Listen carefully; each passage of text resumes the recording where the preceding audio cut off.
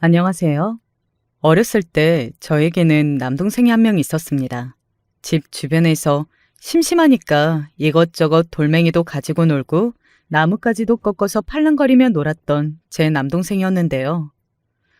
그러다가 잘못 넘어져서 돌부리에 머리를 크게 박는 일이 생겼던 것입니다. 집 바로 근처에서 그렇게 된 일이었고 상처가 나서 피가 좀 비치기는 했지만 심각하게 생각을 아무도 안 했던 거예요. 쾅 넘어지는 것만으로도 놀랬을 텐데 다친 당사자인 남동생이 의젓하게 아프다는 소리도 안 하고 있었으니까요. 아휴, 놀래라. 준영아, 다음부터는 발 밑에 뭐가 있나 잘 살피면서 놀아야 돼. 잘못하면 진짜 큰일 나는 거야. 알았지? 우리 준영이 엄마하고 약속할 수 있지? 엄마는 그렇게 말씀을 하시면서 남동생에게 새끼손가락을 내미셨습니다. 작고 앙증맞았던 남동생의 새끼손가락이 마주 뻗어지던 모습을 저는 생생하게 기억합니다. 남동생이 다쳤던 그 일을 아빠도 별로 대수롭지 않게 여기셨던 것으로 알아요. 만약에 대수롭게 여기셨다면 이래저래 시끄러웠을 것이고 남동생도 병원으로 갔을 테니까요. 그러나 그러지 않았죠. 넘어져서 다쳤던 그 일 이후로 이틀이 흘렀습니다. 남동생이 갑자기 기운이 없다고 그랬고 어지럽다고 말했어요. 그러더니 열이 난다는 소리도 했던 것 같고요.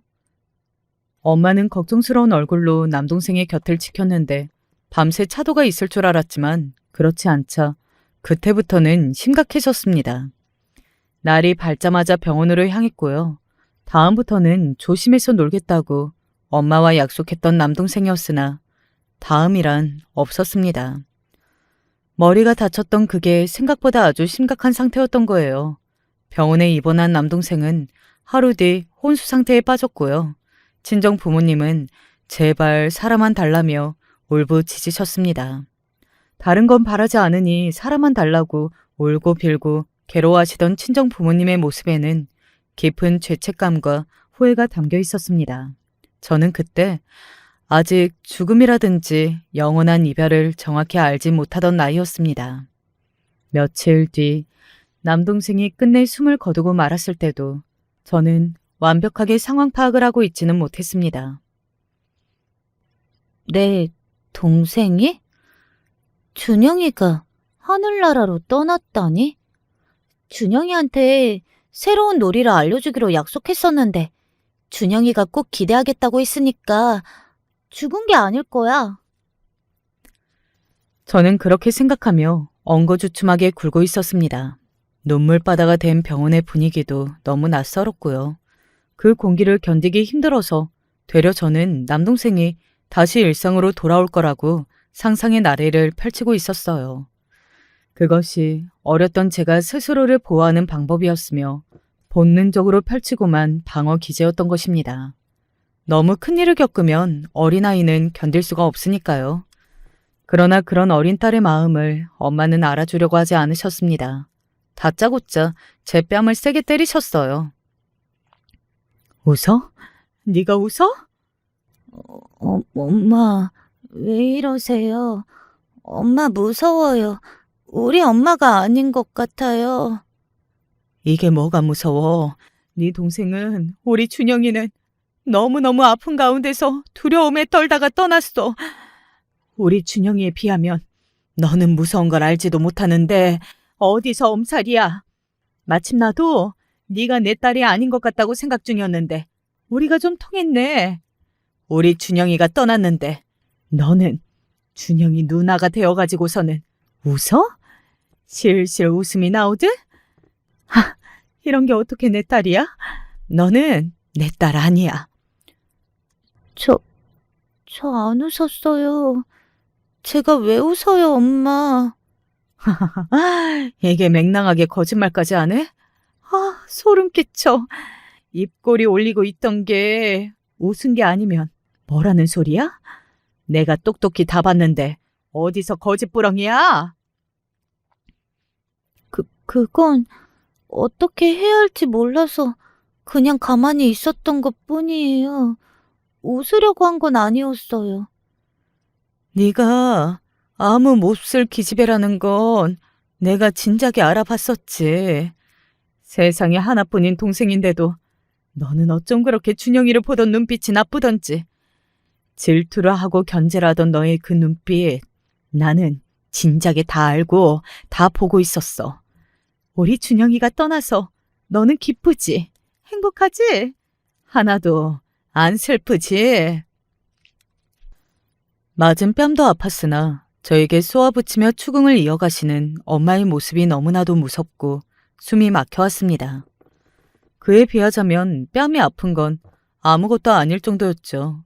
저는 오해라고, 안 기쁘다고, 슬프고 힘들다고, 남동생이 너무나도 보고 싶다고 그렇게 울면서 말씀을 드려봤으나 소용이 없었습니다. 오히려 엄마는 제가 말을 뱉을 때마다 저에게 인정하라고 압박을 가하셨어요.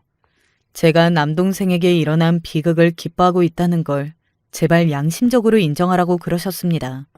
하지만 제가 기쁠 턱이 있나요? 그건 말도 안 되는 소리였어요.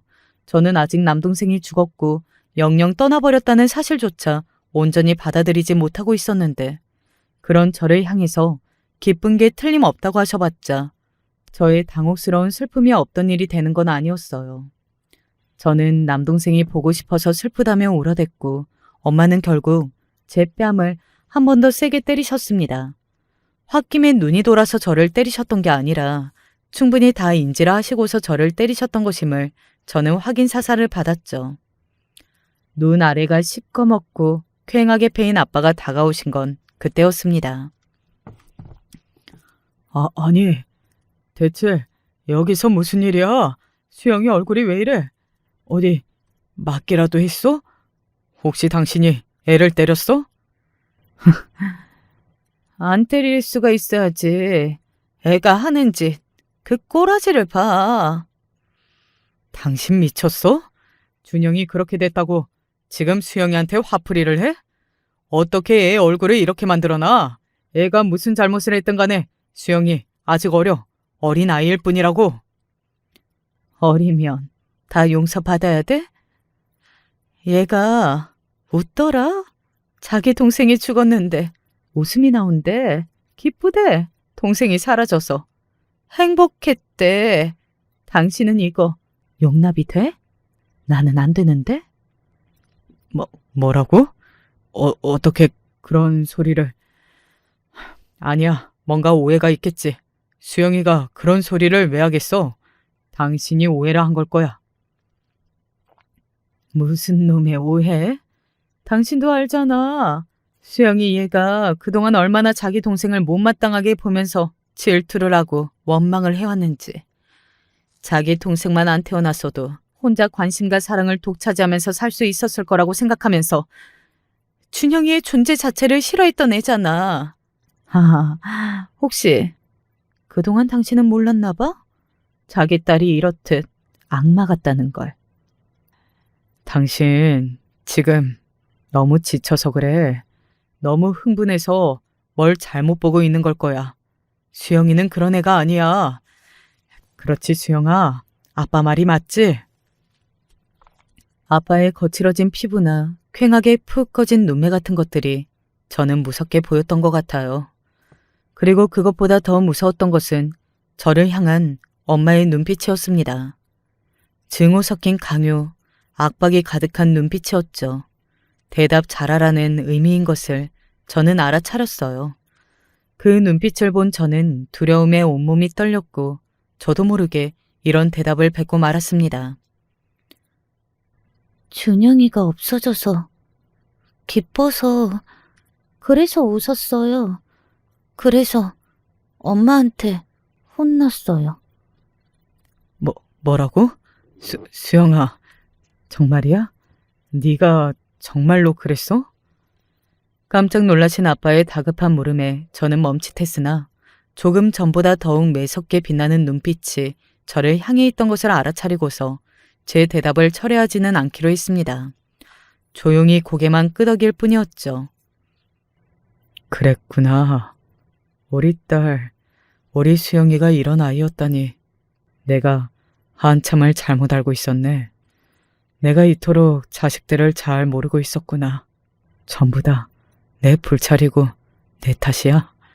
준영이가 불쌍하게 하늘나라로 떠난 것도 전부 내 탓인 거야.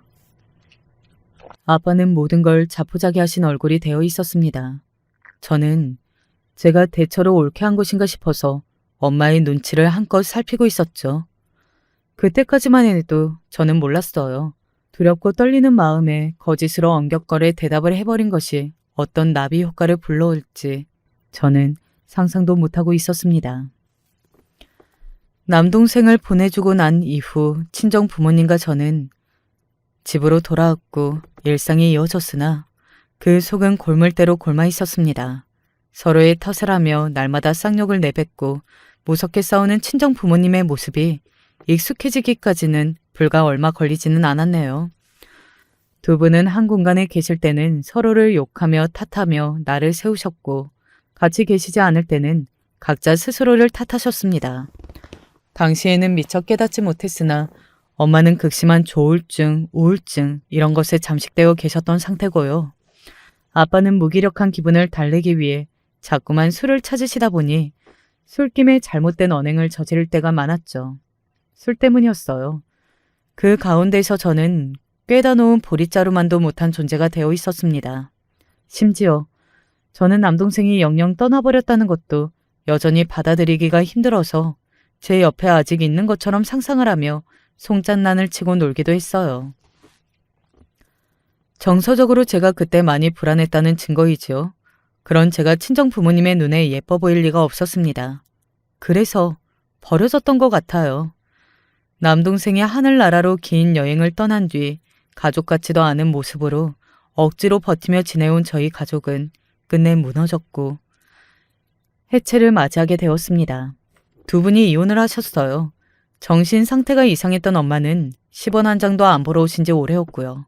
아빠는 술 때문에 성격이 마찬가지로 이상해진 상태였고 일도 하시는 것인지 안 하는 것인지 긴가민가 했습니다. 재산 분할 같은 게 필요가 없었죠. 재산이 있어야 나누든지 하는데 아예 없었거든요. 두 분이 이혼을 하실 때쯤엔 집에 약간의 빚만 있었을 뿐 재산은 아예 바닥이 난 상태였습니다. 그러니 따로 정리하실 것도 없이 두 분은 이혼을 하신 뒤 각자의 길로 호련히 떠나버리면 그만이었어요. 걸리는 건 딱 하나, 남은 자식인 저였죠. 내가 말했었지. 너는 내 딸 아니라고. 내 자식도 아니라고. 나는 너 못 데리고 가. 너를 키울 생각도 없으니까 네 아빠한테 매달리든지. 그건 마음대로 해. 저를 향해서 일말의 어떤 정도 엄마는 남아있지 않은 것처럼 구셨습니다. 제가 얼마나 서럽고 두려웠는지 몰라요. 혼자 버려질까봐 두려움에 떨면서 아빠가 저를 데려가 주시기를 바랐으나 저의 기대는 헛된 것이었습니다. 내 몸 하나도 건사하기 힘들고 챙기는 게 벅찬데 내가 어떻게 딸 자식을 키우면서 살겠어. 절대 안 될 일이지. 애를 위해서라도. 나는 애를 안 낳는 게 낫지. 금세 사춘기다 뭐다 그럴 텐데 딸은 엄마 쪽에서 키우는 게 맞는 거야. 어떻게 내가 키워? 그건 말도 안 되는 일이야. 늦은 밤 소주병을 기울이시는 아빠의 중얼거림을 몰래 엿들었을 때 제 심장이 쿵 내려앉았습니다. 그러면서도 에이, 설마 진짜로 내가 버려질까 싶었습니다. 하지만 설마 했던 일이 정말로 일어나더라고요. 두 분은 이혼을 하시면서 저를 데려가는 걸 원치 않으셨고 제가 신세를 질 만한 친척집도 없었습니다. 친정 부모님은 경제적 어려움 등을 근거로 내세우셨고 그리하여 저를 보육원에 버리시는 걸 성공하셨습니다. 마지막 순간에 엄마는 저에게 인사를 따로 안 남기셨고요. 저를 한 번도 돌아봐 주시지 않은 채 그냥 가버리셨어요. 한숨과 함께 다가오신 아빠가 제 머리를 쓰다듬어 주셨었죠. 건강하게 잘 자라고 친구들과 사이 좋게 지내고 학교에서 선생님 말씀 잘 듣고 공부 열심히 해야 한다. 그리고 공부보다도 더욱 중요한 것은 좋은 사람이 되는 일이야. 마음을 착하게 쓰는 거야. 수영아, 아빠는 네가 부디 착한 마음씨를 지닌 어른으로 자라기를 바란단다. 그리고 꼭 잊지 말고 네 동생 기일마다 마음속으로 기도라도 올렸으면 하는구나. 하나뿐이었던 네 동생 우리 준영이 너에게 미움받을 녀석은 아니었어. 말 잘 듣고 너무나도 착한 우리 집 귀염둥이였지.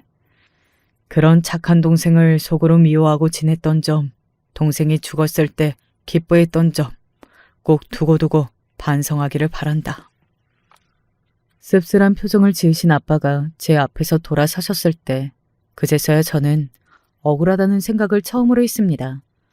제가 진짜로 그렇게 생각했던 거 아니라고, 예전 그때에는 순간적으로 휩쓸려서 거짓말을 했던 것뿐이라고 그렇게 말씀드리고 정정을 하고 싶었어요. 그러나 저는 보육원에 버림받고 있는 제가 저에게서 돌아선 등을 붙잡을 수 있는 힘이 없다고 생각을 해버렸습니다. 그래서 마지막 기회를 놓쳤어요. 저는 태생이 용기나 배짱이 좀 부족한 사람이었나 보더라고요.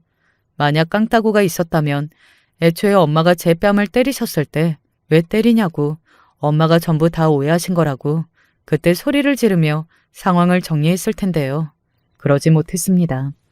남동생이 세상을 떠나고 꼭 3년 만에 저는 보육원 생활을 시작했어요. 하루하루 제 처지가 믿어지지 않아서 멍하게 지내기만 하였고요. 공부를 할 정신머리도 친구를 사귈 여유도 전혀 없었습니다. 자연스레 말수만 더더욱 줄어갔고 세상 돌아가는 일에 아무런 흥미도 없고 되고 싶은 것도 없는 사람이 되어갔어요. 저는 보육원에서 당시에 있는 줄도 모르겠다고 해서 공기로 불렸습니다. 오죽하면 별명이 공기였네요. 학교 생활도 아주 조용히 했고요. 그런데 중학교 3학년 때 지나치게 활발하고 시끄러운 무리와 한반이 되는 바람에 스트레스를 좀 받았습니다.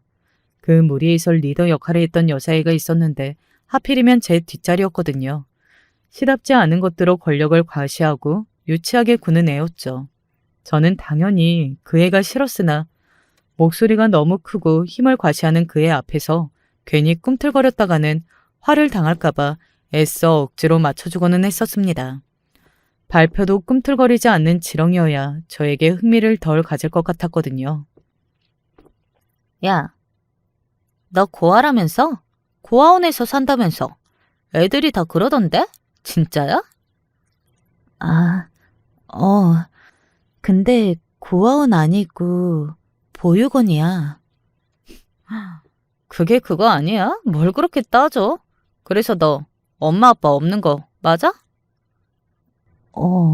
안 계셔.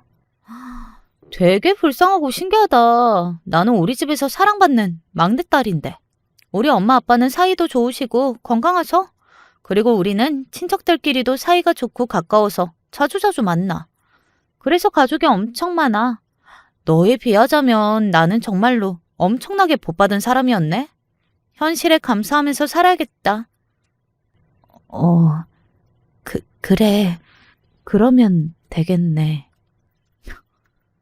얘는 왜 이렇게 짓는 표정마다 맥이 빠지고 뱉는 말마다 매가리가 없냐? 아, 기분 나빠. 갑자기 고아원 냄새 나는 것 같아? 제 상황과 본인의 상황을 비교해가며 즐거워하던 그의 모습이 요달리 기억에 남았어요. 됐던 저는 그래서 뭐 어쩌라는 거야? 이렇게 받아치고 싶었으나 그런 본심은 깊숙한 곳에 감춰두어야만 했네요. 그 어떤 시비와 괴롭힘이 저를 향하든 꾹 참고 인내하면서 묵묵하게 반응하였던 것이 제가 그 날라리 무리에서 큰 화를 당하지 않고 무사히 중학교를 졸업할 수 있었던 비결이라고 생각합니다. 본인은 중학교 재학 내내 놀러 다니느라 공부를 잘 안 했어도 손쉽게 인문계 고등학교를 간다고 하면서 실없게 고등학교에 진학하던 저를 그 애는 돌대가리 아니냐며 비웃었으나 저는 아무렇지 않았죠. 그렇게 마지막까지 묵묵하게 굴며 마무리를 했을 때까지만 해도 저는 그 인연이 설마 나중으로 이어질 줄은 상상도 못했답니다. 고등학교 시절은 시간이 지날수록 제 안에서 스멀스멀 피어오르게 된 엄마에 대한 증오, 아빠에 대한 원망, 그리고 아직 어떻게 떠나보내야 할지 모르겠는 남동생에 대한 여러 가지 생각을 하면서 우울하게 보냈던 것 같아요. 고등학교를 졸업했더니 보육원에서 이만 나가달라고 하더군요. 아주 적은 지원금 그것만 달랑 들고서 바깥 생활을 시작했습니다. 참고로 대학은 안 갔어요. 그게 못 간 거였는지 안 간 거였는지는 스스로 생각해도 헷갈리네요. 먹고는 살아야 할 것 같아서 어영부영 일자리를 잡았는데요.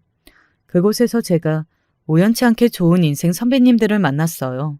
성격이 밝고 따뜻한 분들이었거든요. 좋은 어른 한 명만 만나도 아이의 인생은 바뀔 수 있다고 어느 책에서 그러던데 그게 맞더라고요. 일터에서 좋은 어른들을 마주하게 된 저는 차츰 성격이 밝아지기 시작했습니다. 제가 그런 변화를 겪을 줄은 몰랐죠. 그전까지는 항상 친정 부모님께 버려졌다는 생각으로 우울하고 힘들기만 한 게 저였거든요. 그런 그늘은 감춰질 수 있는 것도 아니었고요. 하지만 좋은 어른들을 만나서 좋은 이야기를 들으며 지내다 보니까 제 성격도 활발해지기 시작했어요. 하고 싶은 말이 있으면 꾹 참는다기보다 입 밖으로 내는 것이 낫다는 것도 배우기 시작했고요. 그 덕분에 저는 그럭저럭 괜찮은 일상을 보냈습니다.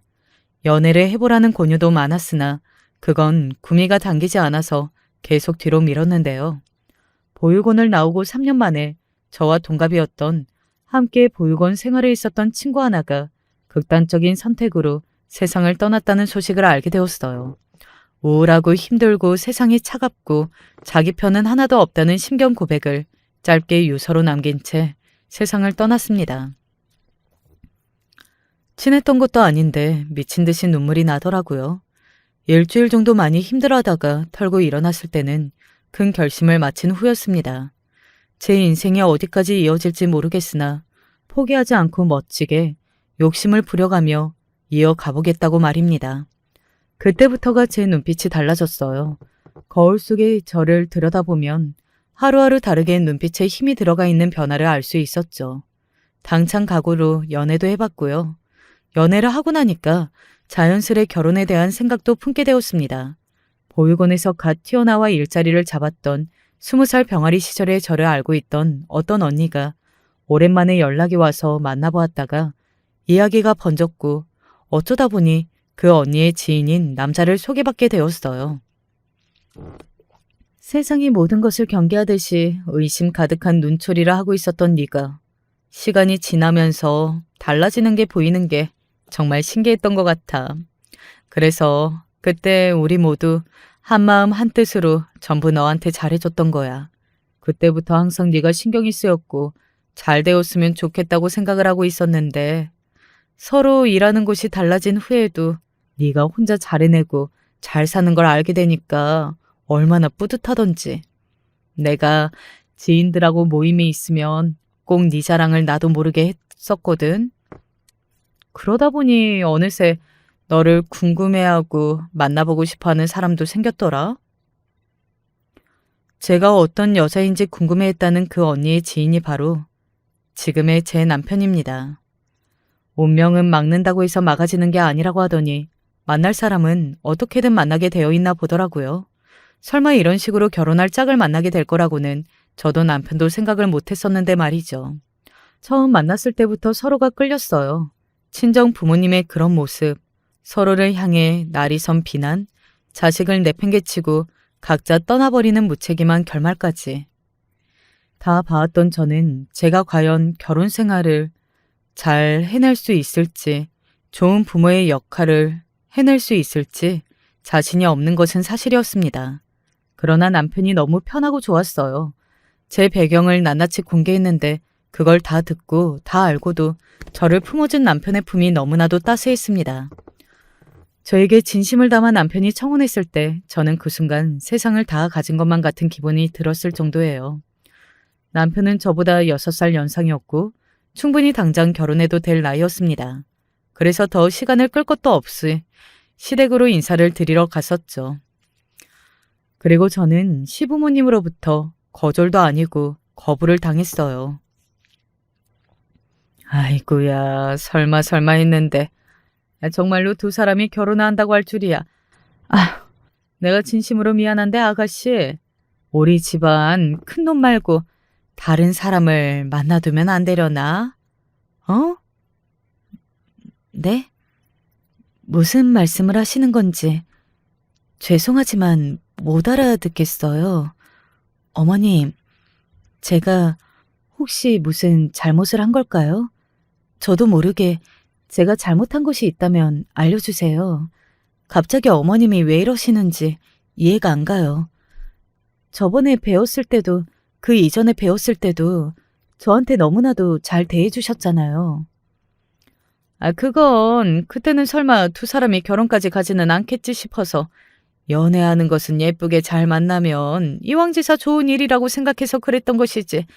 이렇듯 결혼을 하겠다고 그러는 것 앞에서까지 내가 본심을 숨기는 것은 어려우니 하여간 아가씨가 우리 마음 좀 알아줬으면 좋겠네. 아직 나이도 그 정도면 새로 남자를 만나서 시작하고 결혼까지 가도 너무 여유롭잖아. 굳이 왜 이렇게 서두르려고 하나? 인연이 아닌데. 식사 후 그때 남편은 부엌에서 후식거리를 준비 중이었고 거실에 제가 시부모님과 따로 앉아있던 상황이었어요. 식사 때까지만 해도 별다른 낌새를 못 느꼈던 저였기에 결혼은 아니다라고 말씀하시는 시어머니 앞에서 저는 부끄러움과 민망함이 몰려왔습니다. 그렇게 생각하시는 줄도 모르고 당연히 환대를 받고 허락을 받아서 당당하게 결혼할 줄로만 알았던 제 모습이 너무나도 창피하더군요. 시아버지께서는 그때 무게를 잡으시며 이런 순간이 불편하시다는 표정으로 헛기침만 이따금씩 뱉고 계셨어요. 제가 그런 시아버지께 간청의 말씀이라도 드려보려던 순간 시어머니께서 다시 입을 여셨습니다. 우리는 그저 다른 걸 바라고 욕심내는 것도 아니고 우리 큰놈이 평범한 여자 하나 만나서 결혼하는 거 그것 정도면 돼. 그 말씀은 제가 평범한 여자가 아니라는 건가요? 아가씨한테 이렇다 저렇다 말을 하고 싶지는 않지만 평범하지 않은 건 사실이니까 멀쩡히 살아있는 양친에게서 버림받고 보육원 생활을 하고 혼자 사회생활을 하며 살아온 젊은 여자가 흔하거나 평범한 건 아니지 않나? 아가씨 본인은 어찌 생각할지는 모를 일이지만 우리 입장에서 보기에는 아가씨가 너무 좀 특별한 환경에서 있는 것 같아서 받아들이기 어려우니 그런 줄 알면 좋겠네. 저희 두 사람 서로 진심을 다해 사랑하고 있다고 해도 안 되는 건가요? 저는요, 결혼하고 나면 정말 잘할 자신이 있습니다. 아버님, 어머님 두 분께도 정말 잘해드릴 거예요. 믿어주세요. 아가씨도 알겠지만 우리 작은 놈이 결혼을 전제로 만나온 상대가 있어서 일찍이 결혼 날짜까지 사실상 거의 잡아놓은 셈인데 그 상대가 의사야 의사. 의사 며느리를 보게 생긴 판국인데 그에 비해 아가씨는 수준이 너무 한참 못 미치니까 비교도 되고 아가씨 스스로도 동서지간의 격차가 너무 심하면 앞으로 지내기에 힘들 것 같고 그러니 여차저차한 부분들을 다 생각해서 말해주는 거지. 우리 큰놈하고 결혼하는 거 그 생각 관뒀으면 좋겠네. 아가씨를 위해서라도 그렇게 해. 눈물이 핑 돌았습니다. 그 이전까지 저는 제가 처한 상황이나 환경과는 별개로 너무나도 평범해서 지루한 사람이 바로 저라고 생각해왔거든요. 그런데 시부모님 앞에서 제가 난데없는 깨달음이 들더라고요. 저는 평범한 사람이 아니었어요. 저 같은 게 감히 평범이라는 범주를 기웃거리고 넘보면 안 되는 것이었습니다. 분위기가 좋지 않은 것에 남편이 어리둥절한 표정으로 쟁반을 든 채 거실로 나왔어요. 저는 억지로 웃었고요. 코로 들어가는 건지 입으로 들어가는지도 알지도 못한 채 다과를 간신히 맛보고는 인사를 드리고서 시댁을 빠져나왔습니다. 남편에게는 이틀 뒤에 이별을 통보했었어요. 사랑만 가지고서는 안 되나 봐. 오빠는 가족도 있고 차도 있고 모아놓은 재산도 어느 정도 있고 안정적인 직업까지 있는데 나는 아무것도 없잖아. 내 스스로가 우습고 한심하고 초라해. 지금까지 뭘 했나 싶어. 꾸준히 로또 복권이라도 살걸.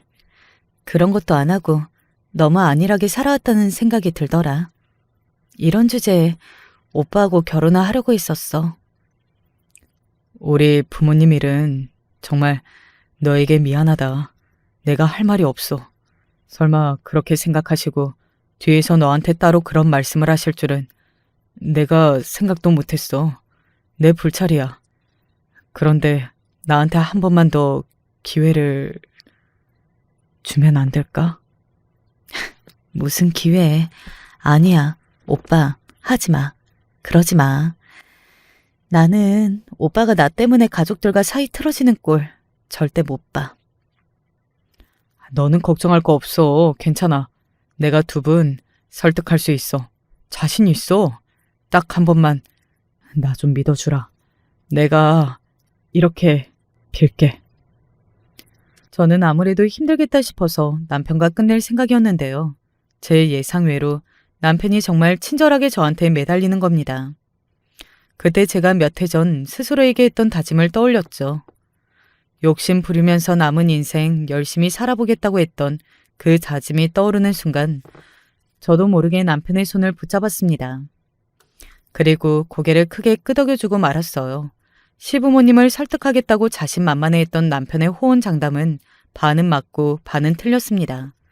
이게 무슨 이야기인가 하면 남편이 저와 결혼을 하겠다고 오만 난리를 쳐서 시부모님께서 허락을 해주셨고 그래서 저희 부부가 결혼을 하기로 했는데 그게 좋은 과정의 설득이 아니었다는 것이죠.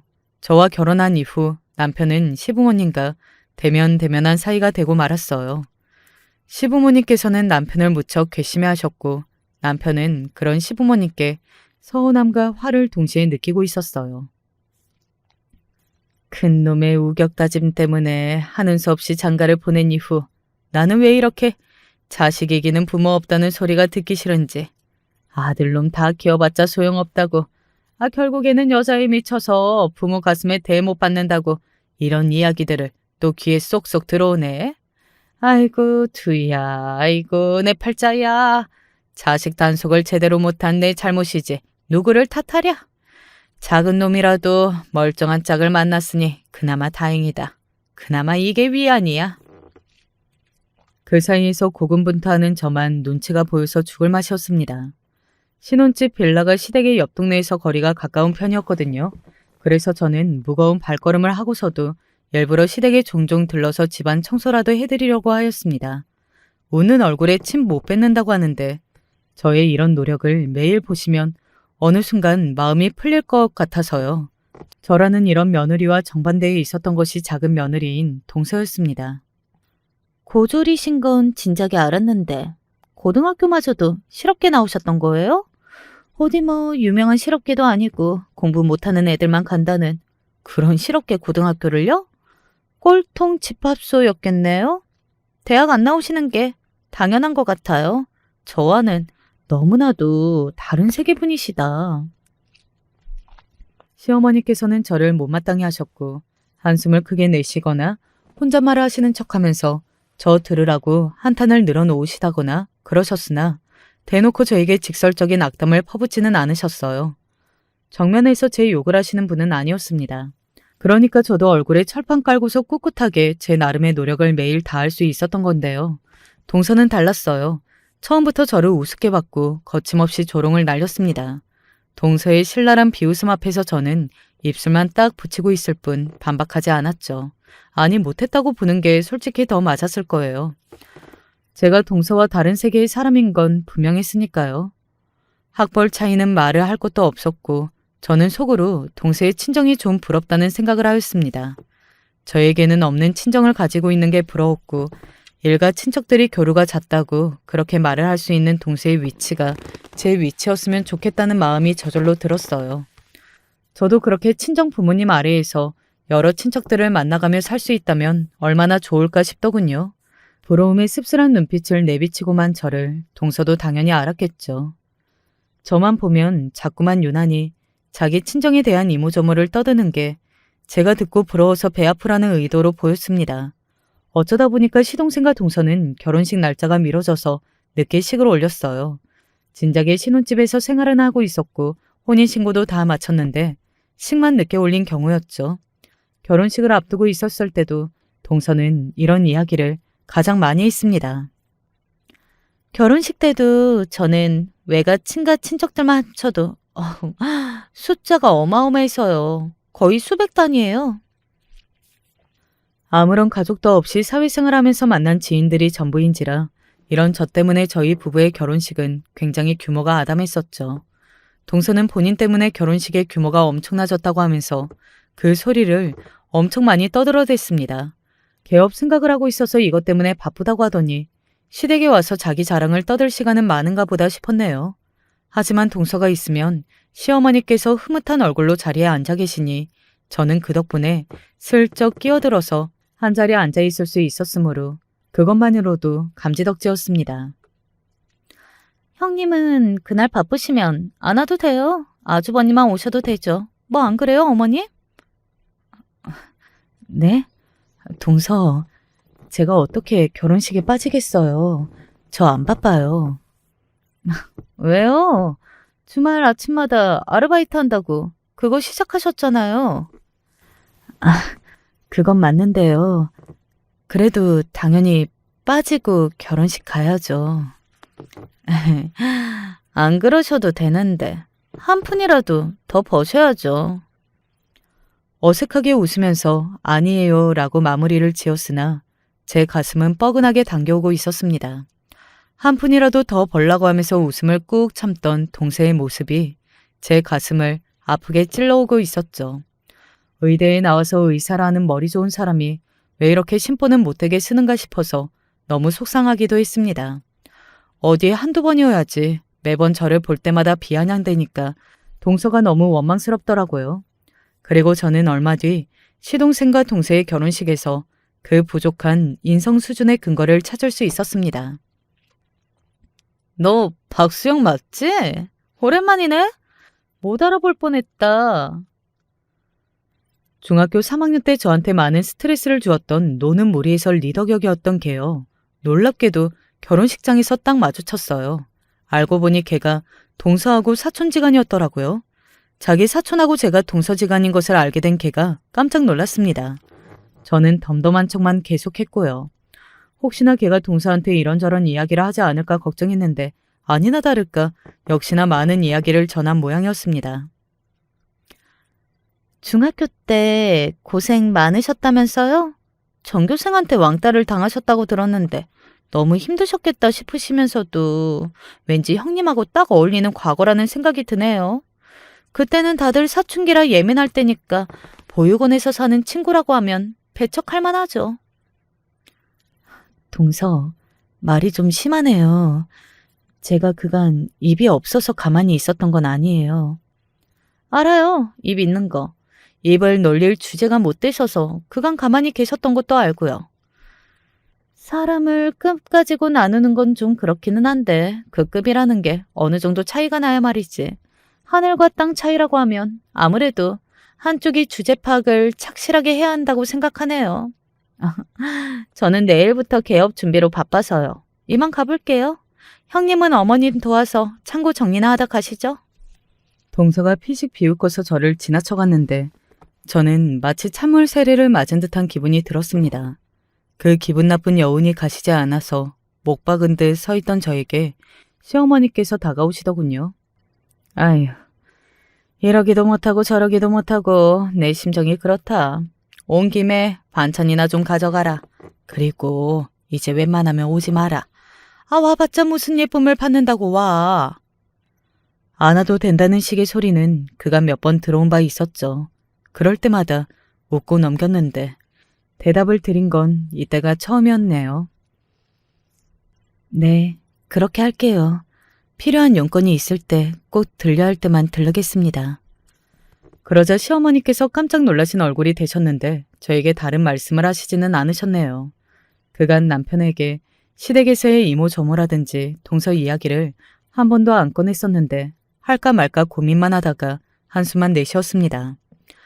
저에게도 제 가족, 제 친정이 있었다면 어땠을까 싶은 생각이 들어서 씁쓸했고 버림받고서도 미련을 못 버렸구나 싶어서 제 자신이 나약하게 느껴졌어요.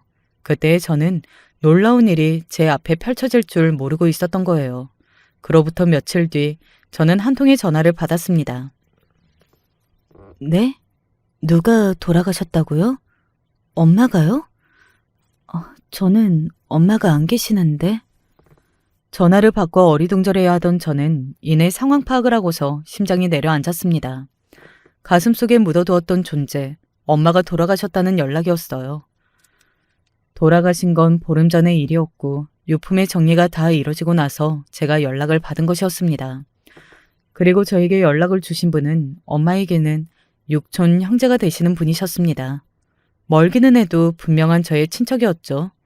엄마가 제 앞으로 편지 몇 통을 써두셨다는 이야기를 듣고 저는 떨리는 심정을 안고서 장소에 나가보았어요. 친척 이모님이나 뵙게 될 줄 알았던 자리에는 놀라운 인물이 저를 기다리고 있었습니다. 수영아, 아빠다. 그간 잘 지냈니? 아빠? 어떻게 아빠가 여기에 계세요? 이게 전부 무슨 일이에요? 보육원에서 이별을 마지막으로 뵌 적이 없었던 아빠였어요. 얼굴이 수척하기는 했으나 멀끔한 차림새라 하신 아빠의 얼굴을 저는 당연히 한눈에 알아보았습니다. 너무 당황스러워서 이런저런 생각도 오히려 안 들더라고요. 아빠는 저에게 작은 상자를 내밀어 주셨고 그 안을 열어보자 엄마가 생전에 저에게 쓰셨던 편지들이 보였습니다. 읽고 나서, 그리고 나서 우리 대화를 했으면 좋겠구나. 저는 어안이 벙벙했으나 홀린 듯이 저도 모르게 엄마의 편지 하나를 집어서 읽기 시작했어요. 가장 오래된 날짜는 돌아가시기 3년 전에 쓰신 편지였고요. 위안 판정을 받으시고 제가 너무 보고 싶어져서 저를 찾으셨으나 열심히 일을 다니며 사랑하는 남자와 결혼을 논하고 있는 저를 발견하신 뒤 제 앞에 나타나지 않기로 결심을 하셨더라고요. 해준 것뿐이라고는 그 마음에 상처를 내준 것뿐이었는데 결혼해서 행복하게 지낼 생각만 하고 있는 딸의 앞길을, 그 소중한 일상을 내가 망치면 안 되지. 만나고 싶어도 참자. 이게 내가 받는 벌일 거야. 이혼을 하신 뒤 엄마는 극심한 우울증에 시달리시다가 극단적 선택을 시도한 것만 이외였고 치료를 받으시며 간신히 정신을 차리시게 되기까지는 정말 오랜 시간이 걸렸는데 이제 좀 일상을 살만해지니까 암이라는 몹쓸병이 찾아왔던 것입니다. 총 9통의 편지마다 저에게 미안하다는 내용이 꼭 적혀 있었습니다. 회복과 악화를 넘나들며 버티셨던 엄마는 당신의 마지막을 예감하시고서는 아빠를 찾으셨어요. 저를 부탁하시기 위함이었고요. 아빠는 이혼 이후 공장을 전전하며 일만 하시다가 어쩌다 보니 특이한 기회를 잡아서 외국에 나가 근무를 하시게 됐습니다. 아무 때나 술을 마시는 게 어려운 나라였기 때문에 아빠는 그 덕에 술을 끊고 정신을 차리게 되었고요. 그간 죄책감과 무력감에 빠져 허송세월을 보내고 말았다는 것이 너무 후회가 되셨던 아빠는 닥치는 대로 성공이라는 지표를 향해 달리기 시작하셨습니다. 무작정 사업을 시작하셨고 정보들을 많이 모아서 주식이며 부동산 쪽으로 투자도 꾸준히 하셨어요. 잡념이 끼어들 틈도 주지 않으시고 무작정 일, 돈 두 가지만 좇으며 사셨습니다. 성공한 자산가 반열에 오르셨지만 공허하고 외롭다는 생각을 하시던 바로 그때 엄마가 당신을 애틋하게 찾는다는 걸 아셨던 거예요. 외국과 한국을 오가며 지내고 계셨기 때문에 타이밍이 조금 어긋났습니다. 아빠가 병원을 찾으셨을 때는 이미 엄마가 돌아가신 이후였던 거예요. 장례식장의 영정사진으로 뵙게 되었죠. 그리고 엄마의 유언을 생전에 다 들어놓으셨던 친척 이모님이 전해주신 말씀을 다 듣고 깜짝 놀라실 수밖에 없었습니다. 내가 미쳤었지. 나는 왜 네가 준영이의 죽음을 기뻐했다고 생각했을까? 그걸 절석같이 믿으면서 내심 너를 조금은 내 안에서 미워했던 적도 있었단다. 너는 그런 적도 없었는데 너야말로 어렸고 동생을 잃은 슬픔으로 어찌할 바를 몰랐을 텐데 그런 너를 안아주지는 못할 망정 나는 아빠 자격이 없는 사람이었어. 뒤늦게 오해를 하셨다는 걸 깨닫고 제 생각으로 괴로우셨다고 합니다. 결혼해서 잘 살고 있는 저에게 대뜸 어떻게 연락을 해야 할지 갈피를 잡지 못하고 계셨던 아빠는 신중한 심사숙고 끝에 친척 이모를 통해서 저를 만나셨던 거예요. 저는 이 모든 게 당황스러웠고 편지 안에 적혀있던 미안하고 사랑한다는 엄마의 마지막 인사 때문에 가슴이 욱신거려서 미칠 지경이었습니다. 그래서 그냥 아빠를 향해 그 어떤 말씀도 드리지 못한 채 조용히 눈물만 흘릴 뿐이었어요. 그런 저를 바라보시다 아빠는 흐느껴 울기 시작하셨고 그 울음은 커다란 울부짖음으로 번져갔습니다. 저도 손에 편지 무더기를 쥔 채 한참을 울었네요. 아빠는 많은 생각과 결심을 하신 뒤 저를 만나신 것이었는데 당신이 모은 재산과 앞으로 모을 재산 모두 저에게 주실 거라고 하셨습니다. 이게 꿈인가 싶어서 말문이 막힌 저에게 아빠는 당신 소유의 건물 2채도 알려주셨는데요. 한 곳의 위치, 빌딩 이름을 듣고서 제가 갑자기 정신이 확 들었습니다. 그게 정말로 아빠 건물이라고요? 거긴 제 동서되는 사람이 이번에 새로 병원을 개업하는 곳인데요? 병원이라고? 그래. 맞아. 2층에 새로 병원이 문을 열기로 했지. 아빠의 대답을 듣고 나니까 더욱 확실했죠. 제가 갑자기 눈빛이 돌변해서 건물에 관심을 갖자 아빠는 제 결혼 생활 이야기를 궁금해하셨습니다. 그날 저녁 남편을 포함한 셋이서 식사 자리를 가지고 긴 대화를 나누었습니다. 탄식과 한숨이 가장 많이 오갔던 것 같네요. 그래도 마지막 매듭은 아빠가 남편을 향해서 고맙다고 눈물을 지으시는 것, 그리고 남편이 아빠를 향해서 앞으로 사위 노릇 잘하겠다고 인사를 드린 것이어서 너무 다행이었고 감동이었습니다. 며칠간 제가 꿈을 꾼 건가 싶어서 계속 몽롱했어요. 그럴 때마다 서랍을 열어서 엄마가 제 앞으로 남기신 편지들을 읽어보았죠. 그러다 보니 어느새 동서의 병원 개원 날짜가 성큼 다가와 있었습니다. 하도 신명나게 떠들었던 날짜인지라 귀에 인이 박혀 있었어요. 저는 결심을 굳혔고 당일이 되자 늘 그렇듯 입는 옷 스타일 그대로 입고서 동서가 문을 연 병원으로 향했습니다. 설마 도착하자마자 동서를 바로 볼 줄은 몰랐는데 딱 앞에 있더라고요. 게다가 동서와 웃고 떠들고 있던 여자는 바로 제 중학교 동창이었습니다. 노는 무리에서 리더였던 걔요. 이렇게 보니까 둘이 저급한 인성뿐만 아니라 얼굴 분위기도 닮은 것 같다는 생각이 들어서 제가 피식 웃었습니다. 그 소리에 저를 돌아본 동서가 당황하더군요. 형님. 뭐예요? 설마 제가 개원했다고 찾아오신 건가요? 어머, 동서 여기에 있었네요. 옆에는 전혀 반갑지 않은 얼굴까지 달고서. 제가 웃으면서 말하자 두 사람이 동시에 제가 왜 저래? 하는 표정으로 당황해서 서로 눈빛 교환들을 하더군요. 그러더니 동서가 고개를 흔들었습니다. 가세요 가. 병원 오픈할 때는 형님이 오시는 건 노땡큐라서요. 사양 좀 할게요. 왜요? 한 사람이라도 축하 인사 한마디 더 해주면 그게 좋은 거 아니에요? 개원 날짜를 동서가 하도 떠들고 돌아서 그게 꼭 와달라는 소리로 들렸는데요. 누가 형님들을 와달랬나요? 오픈부터 격 떨어지고 급 떨어지니까 좀 가시라고요. 뭐든지 시작이 중요한 거 모르세요? 시작할 때 재수 안 붙으면 저는 정말 곤란해요. 종 오고 싶으시면 한 다음 주쯤에 다시 오세요. 동서가 짜증스럽게 팔을 휘저었던 바로 그때였어요. 제 옆으로 아빠가 다가오셨습니다. 오늘이 오픈인가 봅니다. 병원이 잘 되었으면 좋겠네요. 그래야 저도 마음이 편하죠. 어머나, 건물주 사장님. 네, 맞아요. 오늘 개원하는 날이고요. 너무 좋은 자리에서 이렇게 시작을 하게 돼서 마음이 기쁘고 안심이 됩니다. 건물주 사장님 딱 뵙고서 시작을 하는 거니까 예감도 좋네요. 네. 동서가 갑자기 낯빛을 바꿔서 명랑하게 인사를 하더군요. 표정부터가 싹 바뀌는 게 완전히 다른 사람 같았어요. 대단하다 싶어서 헛웃음이 나왔고 그런 저의 어깨를 아빠가 다독여 주셨습니다.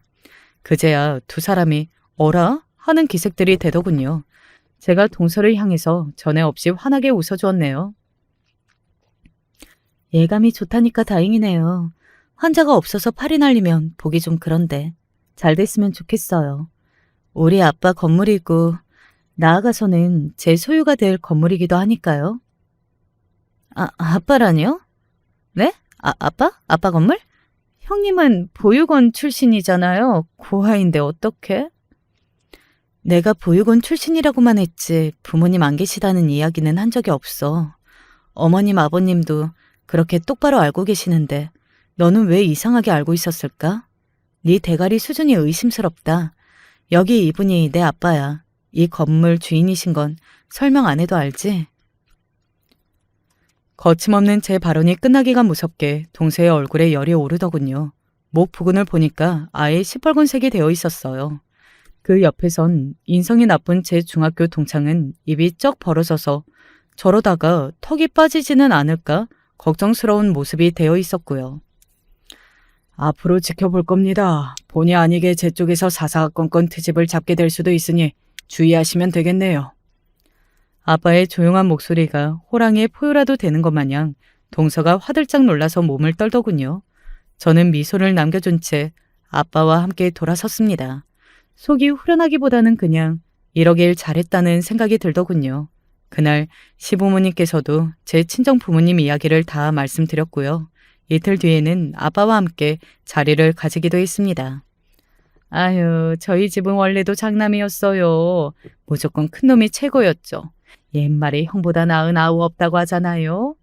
그래서 그런지 항상 저희 집은 장남이 앞섰고 결혼도 최고로 착하고 성격 좋은 며느리 데리고 와서 누구보다 잘했죠. 시어머니께서 열변을 토하시며 남편 자랑과 제 칭찬을 이어가셨고요. 시아버지께서는 덜덜 떨리는 손으로 자꾸만 아빠를 향해 약주를 먼저 권하시며 시종일관 어찌할 바를 몰랐습니다. 두 분의 그런 모습에 저희 부부는 어딘가 씁쓸한 미소가 지어졌네요. 동서는 일부러 그런 작전을 꾸민 것인지 화장기 하나가 없이 옷도 아주 수수하게 입은 채로 저를 찾아와서는 다짜고짜 허리를 숙였습니다. 제가 그동안 주제 파악도 못하고 길고 짧은 걸 직접 대볼 생각도 못하고서 너무 오만방자하고 무식하게 굴었어요. 죄송합니다. 제 잘못이고 무례였던 점 전부 인정하고 사과드려요. 너무 깔끔하게 사과 인사를 해버리니까 되려 떨떠름하더군요. 심지어 제 중학교 동창, 걔도 저한테 따로 사과를 했어요. 철이 없었던 시절에 저지른 실수이며 본인이 IQ가 2자리라서 저에게 바보같이 굴었다나 뭐라나. 그 사과에 기가 막혔으나 비굴할 정도로 저에게 숙이는 모습에 그냥 알겠다고 말을 해주었습니다. 그게 다였네요. 동서가 그때 이후로 저한테 무례하게 군 적은 단 한 번도 없었고요. 몸에 있던 악기라도 빠져나간 것처럼 인상도 온화해져서는 말도 조용조용하게 한답니다. 안녕하세요. 오늘은 저도 제게 소중한 사람의 이야기를 같이 나누고 전하고 싶어 청취자가 아닌 사연자로 용기를 내보았습니다. 제겐 20살 터울의 언니가 있었습니다. 저희 어머니께선 40이 넘은 나이에 저를 낳았으니 저는 사실상 집에서 금지옥엽으로 길러진 아이나 다름없었죠. 특히 저희 언니는 저랑 20살 가까이 차이가 나는 터라 제게 거의 엄마였어요. 엄마는 식당 일로 바쁘셨고 아빠는 버스회사 청소일로 쉬는 틈이 없었으니 제 밥을 챙겨주고 학교 준비물들을 준비해주고 학부모 상담을 가주는 건 모두 언니였습니다. 언니는 화장품 회사에서 일을 했는데 야근을 하고 돌아와도 꼭 제가 좋아하는 고구마 마탕이나 소시지 야채볶음 같은 반찬들로 밥상을 차려주곤 했어요. 또 과외나 학원을 갈 형편이 없었던 제게 공부도 직접 가르쳐 주었고요. 그런데 언니는 공부를 시킬 땐 유독 좀 엄했습니다. 다영아, 오늘 아침 다영이가 수학 문제 한 장, 영어 문제 한 장 풀기로 했는데 지키지 못했잖아. 얼른 하고자. 언니, 나 귀찮고 졸린데. 안 돼. 이건 다영이 네가 하기로 약속한 거잖아. 하고 자. 아마 언니는 제가 공부를 잘해 무시당하지 않길 바랬던 것 같아요. 그래서 어쩔 수 없이 언니 성화에 못 이겨 공부는 열심히 했습니다. 이 외에도 언니는 제게 참 엄마 같았어요. 언젠간 제 보드가드이기도 했어요. 어느 날은 제가 남자애와 싸워 코피가 터져 집에 들어온 날이었어요. 제가 말도 제대로 못하고 엉엉 울자 언니는 그 길로 길길이 날뛰며 학교로 찾아갔죠. 여자의 얼굴을 이렇게 만들어 놓으면 어떡해요? 당장 사과하세요. 언니는 그렇게 학교를 뒤집어 놓았어요. 그 이후로부턴 절 놀렸던 아이들조차 쉽사리 절 건들지 못했어요. 제겐 언니가 든든한 백이었고 보이지 않는 곳에 숨어있는 수호천사였습니다. 허나 나중에 들은 거지만 언니도 인생에서 나름의 힘든 굴곡들이 있었더라고요. 그 당시에 언니가 오래 사귄 남자친구가 있었는데 그 오빠는 요새 말로 얼굴이 되게 반반한 오빠였어요. 허우대가 좋은 사람이었는데 항상 진한 향수 냄새를 뿌리고 가슴팍이 보이도록 풀어헤친 푸른색 셔츠를 입고 다니던 사람이었어요. 언니와 아주 잘 어울리는 사람은 아니었지만 그래도 전 그 오빠가 좋았어요. 되게 잘해주었거든요. 아, 네가 우리 다진이 동생 다영이구나. 예쁘게 생겼네. 뭐 먹고 싶은 거 있니? 그래, 오늘은 우리 다영이 먹고 싶은 거 먹자. 너 저번에 짜장면 먹고 싶다고 했잖아. 응, 좋아. 나 짜장면 먹고 싶어. 짜장면 사줘. 그 오빠는 여러 방면으로 다정했고 또 그 오빠가 오면 먹을 걸 많이 얻어먹을 수도 있었는데 넉넉지 않은 형편이어서 그런지 내심 그것도 좋았습니다. 그래서 일부러 오빠와 언니가 만날 땐 같이 껴서 만나기도 하고 그랬어요. 지금 생각해보면 무척 눈치가 없는 행동이었지만요. 그런데 알고 보니 나중에 그 오빠가 언니를 두고 다른 여자와 바람을 폈다 하더라고요.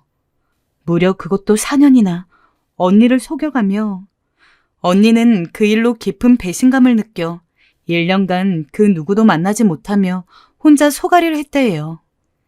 하지만 어렸던 전 그때 언니에게 그런 일이 생겼다는 건 꿈에도 알지 못했어요. 그저 우리 언니는 행복하고 웃음 많고 강한 사람인 줄만 알고 살았어요. 언니는 유일하게 제 어린 시절을 밝혀주는 가로등 불빛 같은 사람이었고 어떤 상황에서도 꿋꿋이 서 있는 전봇대 같은 사람이었으니까요. 그러던 어느 날 언니에게 새로운 남자친구가 생겼어요. 언니는 처음 그 사람을 소개할 때 제게 이렇게 말했어요. 다영아, 이 사람은 나를 많이 이해해주는 사람이야. 언니를 이해해주는 사람? 어떻게 이해해준다는 걸까? 어떤 사람일까? 저는 궁금해졌어요. 처음 겉으로 보기에 그 사람은 별로 대단할 것 없어 보였어요. 전 남자친구에 비하면 배도 퉁퉁 나와 있었고 향수 냄새도 없었고 왠지 모르게 언니가 아깝단 생각이 들었죠.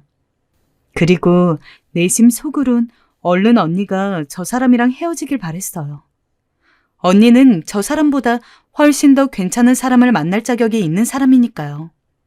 그런데 언니는 새로운 남자친구와 정말 깊이 관계를 이어갈 모양인지 이 사람에게 사랑한단 말도 하고 엄마 아빠에게도 그 사람을 보여주더라고요. 아이고, 사람이 참 성실하고 착해 보이네. 어서 와요. 집에 먹을 게 별로 없어서 어쩌나. 차린다고 차리긴 했는데. 아니에요, 어머님. 바쁘신 와중에 너무 감사합니다. 잘 먹겠습니다. 우리 다진이랑은 얼마나 만났다고? 지금 1년 되어 갑니다. 결혼을 전제로 만나고 있고요. 그렇구나. 둘 다 나이도 적지 않으니 잘 되었으면 좋겠네. 언제든 집에 놀러 와요. 내가 다른 건 몰라도 맛있는 밥 한 끼는 해줄 테니까. 네, 감사합니다, 어머님. 서글서글하게 웃는 그 사람이 마음에 들었는지 엄마 아빠는 만족해하는 듯 했어요.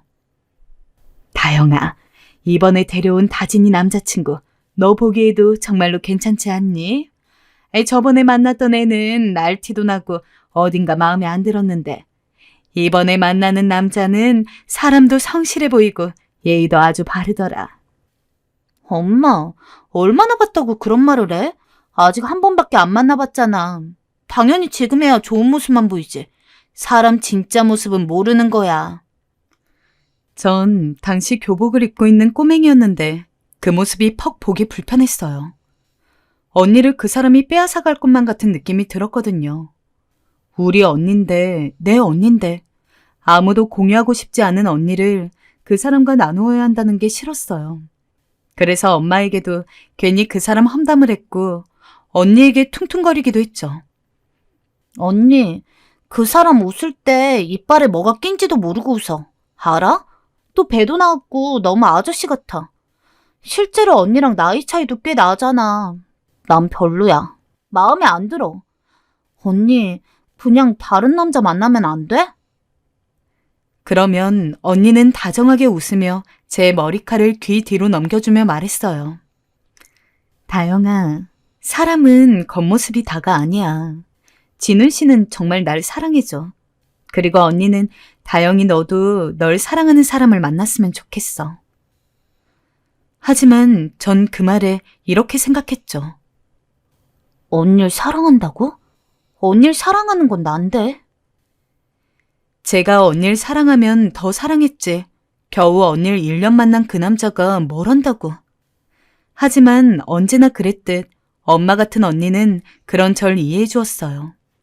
그리고 그때 언니의 남자친구였던 형부는 제게 맛있는 것도 사주고 자기가 사놓고 어디서 영화표를 구했다고 거짓말까지 하며 제게 영화표도 선물해주며 무척 잘해주려 노력했습니다. 다영아, 친구들이랑 영화 보러 가. 언니가 그러는데 다영이 요즘 공부를 아주 열심히 한다며? 언니가 얼마나 네 자랑을 하는지 몰라. 가끔 영화도 보면서 쉬엄쉬엄 무리하지 말고 공부하고. 알았지? 아, 네, 감사합니다. 하지만 전 시큰둥하게 반응하며 그 영화표를 받곤 했습니다. 그 이후에도 철이 없던 저는 고등학교에 입학하여 대학이니 뭐니 수능 입시에 치여 살았지만 언니가 그 남자와 헤어지길 바랬죠. 그리고 가끔은 교회에 나가 몰래 언니와 그 남자가 헤어지게 해달라 빌기까지 했어요. 하나님, 언니와 그 사람은 어울리지 않아요. 제발 헤어지게 해주세요. 네? 저한텐 언니밖에 없다고요. 잘 아시잖아요. 제가 생각할 땐 언니랑 이 사람이 결혼하면 언니 인생이 완전히 불행해질 것 같단 말이에요. 부디 그 사람에게 다른 여자가 생기든 언니가 다른 남자가 생기든 해서 완전히 서로 안 보는 사이가 되게 해주세요. 하지만 램프 요정 지니도 3가지 소원만 들어주는 마당에 원래 하늘은 인간의 소원을 다 들어주지 않잖아요. 언니는 그 남자와의 결혼을 선택했습니다. 엄마, 아빠, 저 진훈 씨랑 결혼하기로 했어요. 정말? 아이고, 이게 무슨 경사니. 잘 됐구나, 다진아. 네 나이가 적지 않아 엄마가 걱정이 많았는데. 세상에. 이 사람 무슨 이런 좋은 날 울고 그래. 좋으니까 그러죠. 얼마나 좋을지 당신은 모를 거예요. 다진아, 그럼 언제 결혼식 올릴 예정이니? 저희 내년 4월쯤 생각하고 있어요. 그래, 잘 됐다. 아주 잘 됐어. 다영이 너도 언니가 드디어 시집 간다니 좋지? 좋다 마다요. 당연히 좋겠지. 그 아이가 다영이한테 좀 잘해줬어요. 얼마나 어여뻐 해주던지. 보는 내가 흐뭇했는데 너무 잘 됐다, 다진아. 전 별로 안 좋아요. 언니, 결혼하지 마. 언니 결혼하면 후회할 거야. 다영아, 언니 결혼하는 거 난 싫어. 언니와 부모님에겐 축복 같은 일이었지만 제 입장에선 언니가 그 남자에게로 영영 가버리는 길이었죠. 어찌나 언니가 원망스러웠는지 전 언니가 결혼한다고 말한 날 싫다며 결국 하지 말라는 말을 입 밖에 내보내고 말았습니다. 순간 언니의 눈이 엄하게 변했지만 전 아랑곳 않고 모진 말을 쏟아내게 되었죠. 언니, 그 사람이 왜 좋아? 솔직히 나이도 언니보다 많고 가진 것도 없고 직업도 변변치 않잖아. 심지어 그 사람 고작 중소기업에서 일하는 사람이라며. 그런 사람이랑 결혼하면 무슨 미래가 있어? 언니 애가 나중에 아빠 직업 알면 자랑스러워 하겠어? 그만 못해? 너 오늘 같은 날까지 꼭 이래야겠어? 언니의 목소리가 커진 건 그때가 처음이었어요. 언니도 그날은 참지 못하겠는지 처음으로 엄마 아빠 앞에서 언성을 높이더라고요. 그때가 돼서야 저도 멈췄지만 언니는 방 안에 들어가 제 말에 속이 상했는지 우는 듯 했습니다. 저도 언니에게 상처를 준 게 내심 너무 미안해서 눈물이 났지만 사과할 용기는 없었어요. 그렇게 언닌 결혼식을 치르게 되었어요. 아직도 언니의 결혼식 날이 기억이 나요. 새하얀 드레스를 입고 눈부시게 웃는 언니와 언니를 사랑스레 바라보던 형부, 언니를 보며 손수건으로 눈물을 콕콕 찍던 엄마와 늙은 아버지, 마지막으로 교복을 입고 불퉁한 표정을 짓고 있던 저. 참 가관이었죠. 언니가 행복하길 바래주기는 망정 뺏겼다고 생각만 했으니까요. 그리고 언니는 저의 가장 끔찍했던 상상대로 제 곁에서 떠나 독립하여 형부와 새 살림을 차렸고 전 남몰래 언니의 빈자리와 언니의 냄새가 배인 베개를 끌어안으며 언니를 그리워했죠. 언니는 하루에 한 번씩 제게 꼭 전화를 하여 제 안부를 물었지만 전 그때마다 퉁명스레 전화를 받았고요. 하지만 시간이 변하면 관계도 변하듯 저 역시 서울로 대학을 가면서 집을 떠나게 되었고 언니와는 물리적인 거리가 생겼어요. 언니는 저의 대학 생활을 참 궁금해했어요.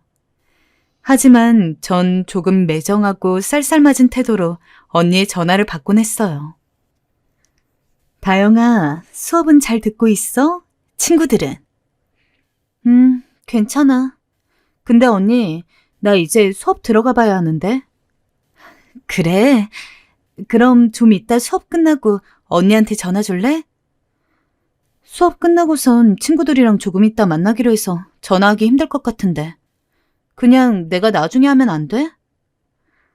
오랜만에 전화했는데 아쉽다. 알겠어, 그럼. 다영아, 항상 몸 건강하고 공부 열심히 하고 무슨 일 있으면 언니한테 언제든지 연락해. 전 대학의 새내기 생활과 세상이라는 공간에 첫 발걸음을 디딘 만큼 그 자유에 취해버렸어요. 처음 생긴 남자친구와 대학 문화, 알싸한 술, 그 모든 것들이 저를 들뜨게 했어요. 언니가 서운해할 걸 알면서도 연락도 조금씩 피하게 되었고 제게 주는 자극들을 받아들이느라 정신이 없었죠. 그러던 어느 날 제가 언니를 다시 만나게 된 건 거의 1년 만이었어요. 대학교 시험 준비로 도서관에서 자료들을 뒤적거리고 있을 때 형부에게서 연락이 온 거였어요. 지금 좀 병원으로 와달라고 언니가 처제에게 하고 싶은 말이 있다는 말이었죠. 왜 집이 아니라 병원이지? 갑자기 불길한 예감이 들었어요. 언니가 임신 상태라는 건 알고 있었어요. 하지만 출산 예정일은 아직 남아 있었거든요. 저는 일단 형부가 알려준 병원으로 찾아갔어요. 형부는 언제나 그랬듯 여전히 환한 미소로 저를 맞이해 주었어요. 잘 지냈냐고 살뜰히 제 안부를 물었죠. 하지만 어딘가 형부의 얼굴엔 그늘이 져 있었어요. 그리고 형부는 언니가 병실에 있다며 들어가기 전 제 손을 잠시 붙잡으며 너무 놀라지 말라는 말을 했어요. 놀라지 말라고요? 그게... 제 가슴이 쿵쿵거리기 시작했어요. 형부를 따라 들어간 병동 한 구석엔 커튼이 쳐져 있었고 언니가 누워있더군요. 언니의 옆엔 이름 모를 기계들이 자리하고 있었고 언니는 그 기계들 사이에서 천장을 바라보고 있었어요. 전 그런 언니를 보고 잠시 할 말을 잃어버렸어요. 가까이서 다가가 본 언니는 병색이 완연했고 곧 부러질 나뭇가지처럼 너무나 빼빼 말라 있었습니다. 언닌 제가 온 걸 확인하곤 힘겨운 몸으로 천천히 일어섰어요. 그리고 허연 입술로 방긋 웃으며 말을 이었습니다. 우리 다영이 왔구나. 언니가 왜 이런 차림으로 있어? 언니 왜 여기 있는 거야? 다영아, 언니가 다영이한테 해줄 얘기가 있어. 언니는 제게 그간의 일을 차근차근 설명해 주었어요. 도저히 울지 않고 들을 순 없는 이야기를요. 언니는 6개월 전 시한부 선고를 받았다 했어요. 병명은 간암이었어요. 만성 간염으로 시작되었던 게 점점 진행이 되어 손쓸 수 없는 상태가 되었다 했어요. 믿을 수 없는 얘기였어요. 언니가 그저 건강하고 행복하게 살고 있었다고만 생각했는데, 아이를 낳을 생각에 행복한 미래만 그리고 있을 줄 알았는데, 생각해보니 바쁘다는 핑계로 언니의 전화를 피했던 때가 언니가 시한부 선고를 받았을 때였어요. 언니는 제게 말하고 싶었던 거예요. 갑자기 죽음을 앞두게 되었다고. 그래서 두렵다고. 전 언니가 얼마나 무서웠을까, 얼마나 외로웠을까 생각하니 도저히 의연해질 수가 없었어요. 그리고 그토록 사랑하는 언니를 혼자 두었다는 죄스러움에 언니를 안고 한참을 끄끄거렸어요.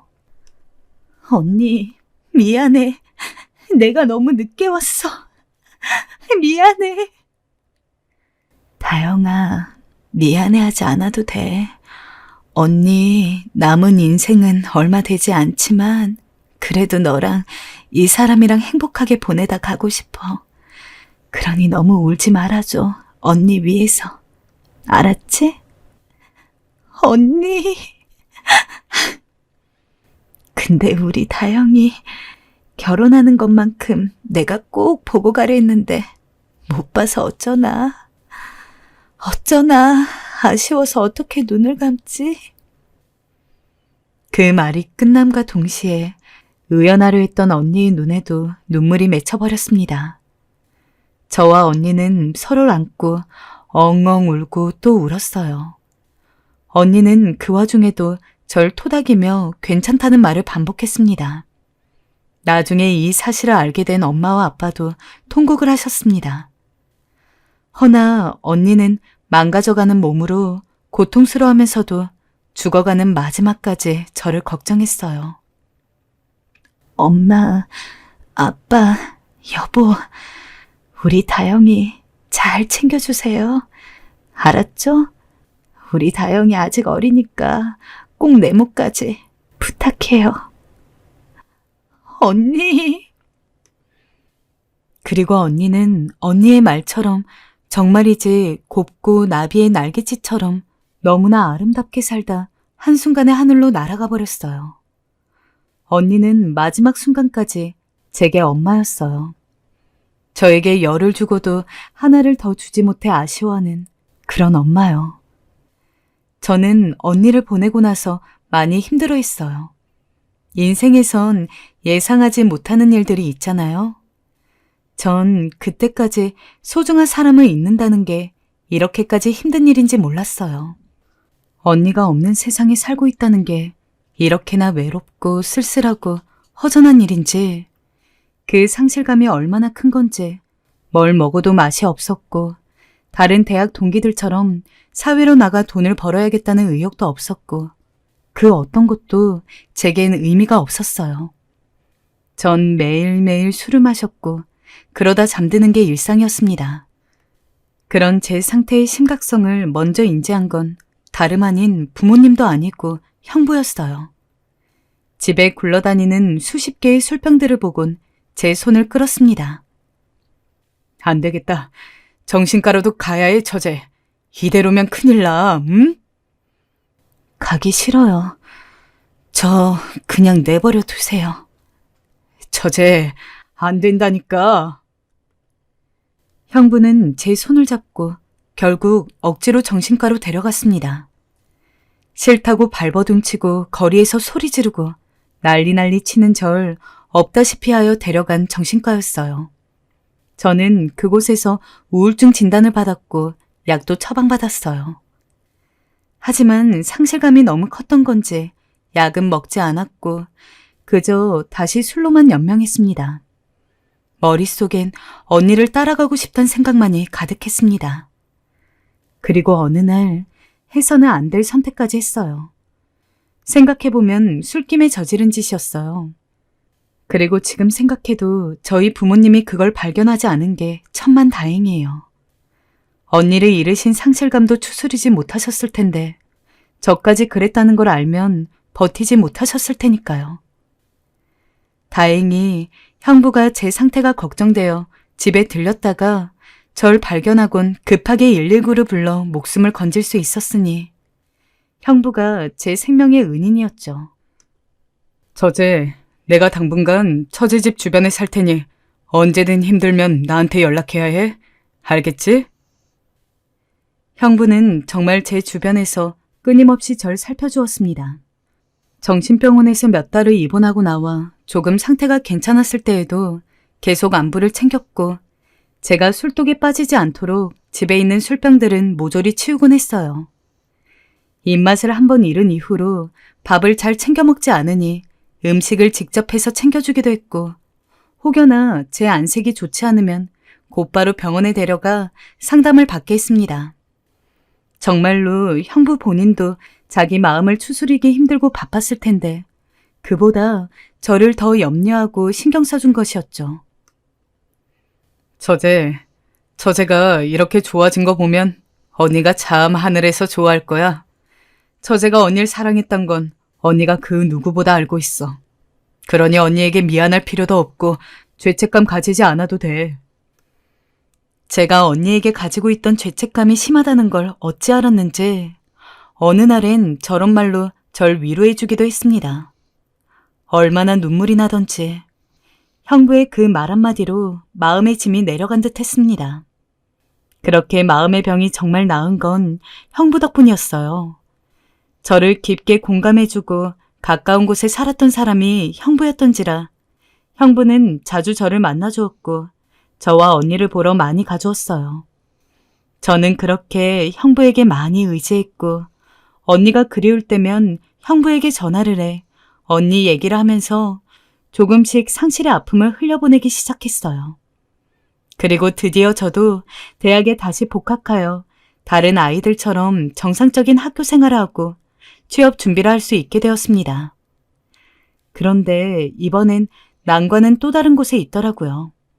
바로 돈이었어요. 학비를 내고 나니 돈이 없었어요.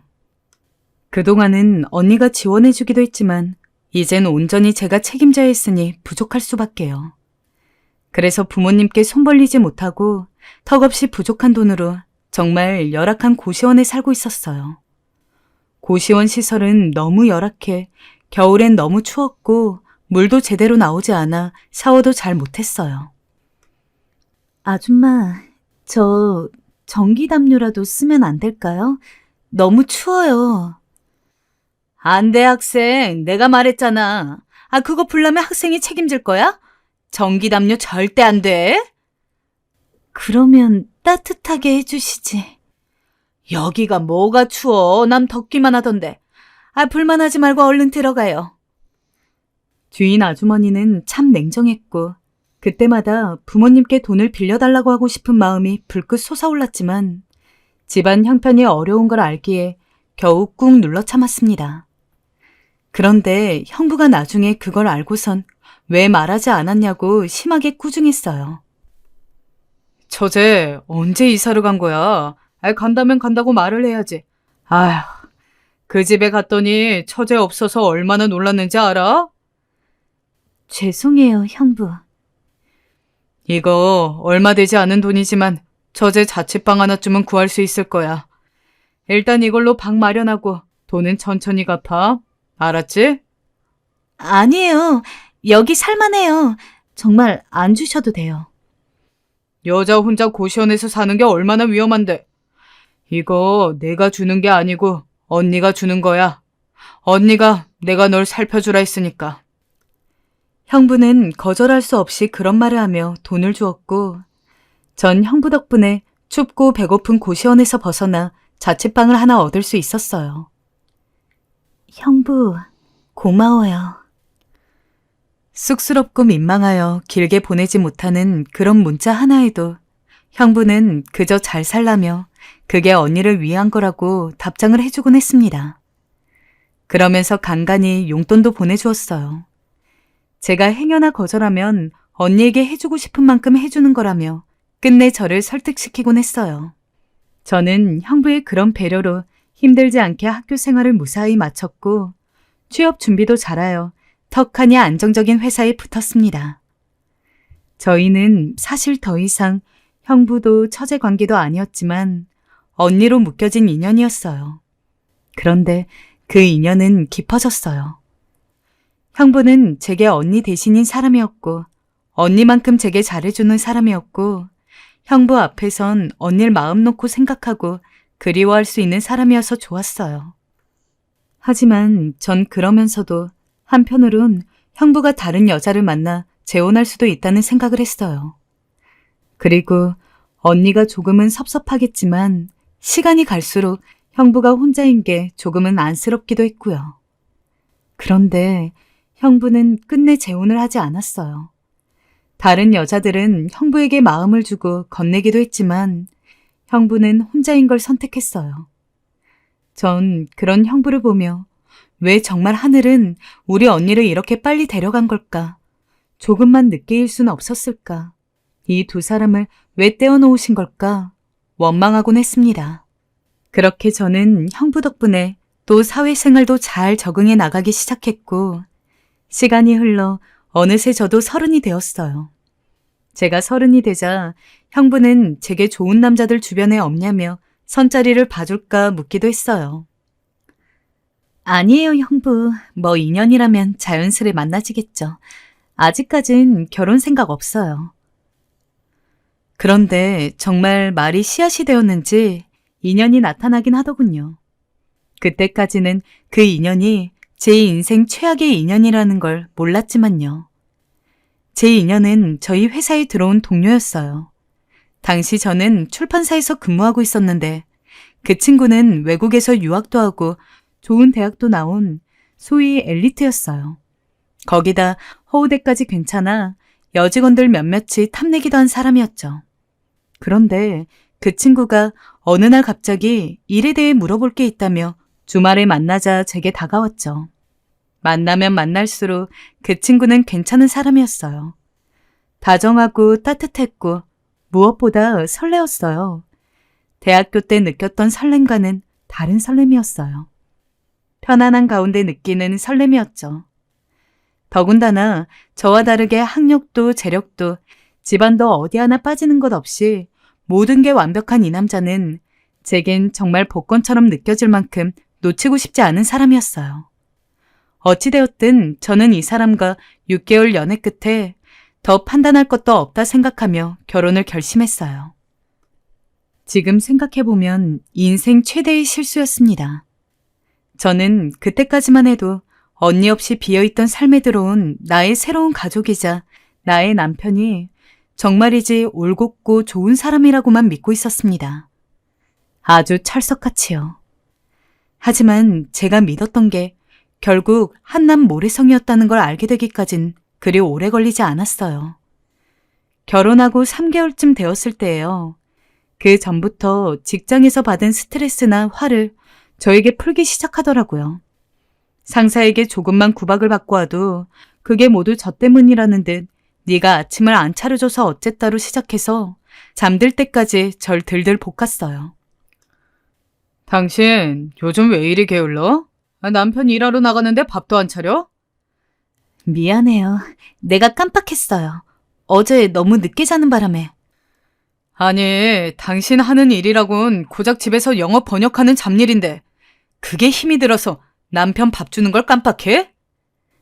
여보, 내가 미안하다 했잖아요. 오늘은 그만해요. 뭘 그만해. 난 당신 때문에 오늘 회사 지각해서 욕까지 얻어먹었는데 내가 얼마나 수치스러웠는지 알아? 심지어 그 새끼가 후배들 다 있는 앞에서 쪽을 줬다고. 앞으로 아침 일찍 일어나서 밥부터 차려놔. 알겠어? 내가 밖에서 아침 때우고 들어가지 않게 하라고. 한 번만 더 이러면 이혼이야. 처음엔 이 사람이 정말 많이 힘들구나. 내가 감싸줘야겠다 생각했어요. 부부 관계라는 게 원래 어려운 거니 잘 헤쳐나가보자 싶었고요. 그런데 점점 제가 감당할 수 있는 수위를 넘어서더라고요. 제가 깜빡 잊고 아침을 안 차리거나 옷을 안 다려놓으면 왜 이렇게 칠칠 맞냐, 너 이런 애였냐라는 말을 너무 쉽게 하고 나중에는 화가 나선 저랑 결혼한 걸 후회한다는 말까지 했어요. 당신, 말이 너무 심하지 않아요? 말 좀 가려해요. 당신이 행동 똑바로 하면 내가 심하게 나가지 않지? 그러던 어느 날은 제가 잔소리 좀 몇 번 했다고 손을 올리더군요. 여자가 말 더럽게 많네. 거참 조용히 하라니까? 저는 남편이 손을 올렸다는 사실과 그 말에 너무 충격을 받았습니다. 결핍 없고 그림자 없어 보이던 이 사람이 사실 밖으론 착하고 인성 좋고 매력적으로 보였던 것뿐 사실은 개차반이었던 걸 결혼 후에야 알게 된 거죠. 저는 울면서 형부에게 달려갔어요. 늙은 어머니 아버지에게 말하면 분명 속상해 하실 테고 제가 마음 놓고 이 사실을 말할 수 있는 건 가족 같은 형부밖에 없었어요. 형부, 나 어떡하면 좋아요? 형부에게 남편에 대해 알게 된 이 모든 걸 다 말하자 형부는 길길이 날뛰었습니다. 뭐라고? 이런 미친놈을 봤나? 처제, 그놈 어딨어? 지금 내가 당장 달려가서 다리 몽둥이를 분질러 놓던지 해야지. 어딨어? 형부, 진정해요. 헤어질 거예요. 저 헤어질 거예요. 약속할게요. 하지만 이혼은 쉽지 않았어요. 왜냐하면 제 뱃속에 아이가 자리하고 있다는 걸 알게 되었기 때문이죠. 생명을 함부로 지울 수도 없고 남편이 아니라 이젠 아이 아빠라 생각하니 선뜻 이혼 서류를 내밀 수가 없었어요. 저는 그래서 아이 낳고 조금 있다 이혼해도 늦지 않다고 스스로를 위로하며 이혼 결심을 뒤로 미루었어요. 처음엔 남편도 제가 아이를 가지니 더 이상 절 구박하지 않고 말을 함부로 내뱉지도 않더라고요. 제가 뭐 먹고 싶다 하면 밤에도 달려나가 사오고 제 배를 어루만지며 말을 걸기도 하고 그냥저냥 남편으로서의 모습을 보여주는 것 같았어요. 배가 점점 불러오고 아이를 낳을 시점이 되자 저는 남편과 한번 잘 살아보자라는 마음까지 들었어요. 사람은 완벽하지 않으니 옛날 어른들 말씀처럼 정부치고 살면 사라질 거라고 생각했죠. 드디어 출산 날 저는 양수가 터져 아픈 배를 감싸 안았고 남편에게 전화를 걸었습니다. 그런데 이 인간이 전화를 안 받는 거 있죠? 제 출산 예정일을 알고 있는데도 어디서 술을 먹고 있었던 거예요. 저에게 그러지 않겠다고 약속까지 했으면서도 결국 저는 형부에게 전화를 걸었고 형부는 남편보다 먼저 제 곁을 따라왔습니다. 덕분에 저는 하늘이를 건강히 낳을 수 있었어요. 하늘이가 커가면서도 형부는 남편이 개차반이라는 걸 알아서 걱정스레 제게 묻곤 했어요. 저제 요즘 어때? 그놈이 허튼 짓 안 하는 거 맞지? 괜찮아요, 형부. 요즘은 잘해줘요. 하늘이가 있다 보니까. 그래, 다행이구나. 그래도 그놈 자식은 못 믿겠어. 혹여나 손 올리거나 하면 언제든 말해야 해. 형부는 그렇게 제 걱정을 참 많이 해줬어요. 하지만 하늘이가 2살배기가 되자 남편은 점점 육아에 소홀해지기 시작했어요. 또다시 성격이 나온 거죠. 하루가 멀다 하고 회식이라는 핑계로 술을 먹고 들어오고 제가 뭐라 하면 다 잔소리라며 절 바가지 긁는 아내로 만들고 비난했죠. 심지어는 어느 날 제게 못할 말을 하더군요. 야, 니는 왜 날이 갈수록 살도 처지고 얼굴도 그 모양이냐? 요즘은 애 낳고도 자기 관리하는 여자들이 있다고 하는데 너도 좀 피부과든 성형외과든 다니던가 해라. 보기 싫어 죽겠네 아주. 이러니 내가 밖으로 돌지. 마누라가 이뻐야 집에 들어오는데 말이야. 당신, 지금 말 다 했어? 왜? 찔려? 너도 알겠지 않냐? 살 축 처지고 늙어가는 네 얼굴. 거울 보면 모르겠어? 적어도 남편이 있으면 애 낳아도 그 정도 관리는 해야지. 너도 나한테 늦게 들어오지 말아라 할 게 아니고 네 자신을 좀 갖고. 아유, 한심하다 한심해. 저는 독박육아로 너무 지쳐가고 있던 와중이었어요. 근데 그런 제 앞에서 잔뜩 술에 취해 저런 말을 늘어놓더라고요. 순간 너무 화가 났습니다. 내 앞에 있는 이 사람이 정말 인간이 아니고 짐승이란 생각이 들더라고요. 잠도 제대로 자지 못하고 몸과 마음이 지쳐있는 자기 여자에게 하는 말이 저런 말이라니. 저는 그때부터 하고 싶었던 말들을 다 퍼붓기 시작했어요. 당신 나한테 애 낳을 때 뭐라 했어? 육아 같이 하겠다며, 너 혼자 고생시키지 않게 하겠다며. 그런데 이게 뭐야? 맨날 술 먹고 들어오고 내가 어딜 나가야 할 땐 하늘이 봐주지도 않고. 하늘이 당신의 아니야? 남의 애야? 그리고 뭐 피부과? 성형외과? 네가 사람이니? 당신 애 낳은 여자한테 그게 할 말이야? 뭐? 이게 미쳤나? 어디서 남편한테 바락바락. 야, 원래 육아는 여자가 하는 거야. 우리 엄마도 그랬어. 아니, 대신에 내가 돈 벌잖아. 넌 집안에서 살림만 하면서 뭐가 힘들다고 이깟걸로 징징대. 그리고 우리 엄마도 너 얼굴 상했다고 뭐라 하더라. 그 정도면 말 다 한 거 아니냐? 남편에 이어 시어머니까지 그랬다 하니 화가 머리 꼭대기까지 치밀어 오르더군요. 주말이면 하늘이와 전 내팽겨치고 자기 좋아하는 골프 치러 나가고 가끔 집에 들어와 하늘이에게 술 취한 얼굴 부비는 게 다면서 전 정말 남편에게도 그런 남편과 결혼한 저에게도 화가 났습니다. 그래서 남편의 멱살을 잡았습니다. 그러자 남편도 열이 받았는지 제 머리채를 잡더라고요. 그리곤 하늘이가 보는 눈앞에서 절 망가뜨렸습니다. 정신을 잃어가는 와중에 죽은 언니가 눈앞에 보였습니다. 언니가 나타나서 이 사람 좀 어떻게 해줬으면 좋겠다 하는 생각이 들면서 언니에게 말을 걸게 되더라고요. 그러나 정신을 차렸을 때 제 눈앞에 있었던 건 언니가 아니라 형부였어요. 형부는 남편의 멱살을 잡고 있었고 남편은 형부의 기세에 눌려 찍소리도 못하고 당하고 있더라고요. 어디 손 쓸 데가 없어서 마누라를 패? 저는 혹시나 남편이 고소라도 할까 싶어 급히 형부를 말렸고 그 후 이혼을 선택하게 되었습니다. 어린 아이를 두고 이혼이라는 절차를 밟아야 한다고 하니 솔직히 고민도 되긴 했지만 생각해보면 그날 형부가 제 안부를 물을 겸 집에 들리지 않았다면 제가 어떻게 됐을지 모르겠더라고요. 그런 짐승 같은 놈이랑은 단 하루라도 살 수가 없었습니다. 하늘이를 위해서라도 그 편이 낫다 생각하여 어렵게 결심했어요. 형부, 사실 나 이혼은 했는데 솔직히 막막해요. 괜찮을까요? 잘 살 수 있을까요? 그럼 잘 살 수 있지. 처제, 내가 아는 그 누구보다 강한 사람이야. 또 처제가 잘 살아야 언니가 안 슬퍼하지. 우리 다 보고 있을 건데 처제가 못 살면 얼마나 가슴 아파하겠어.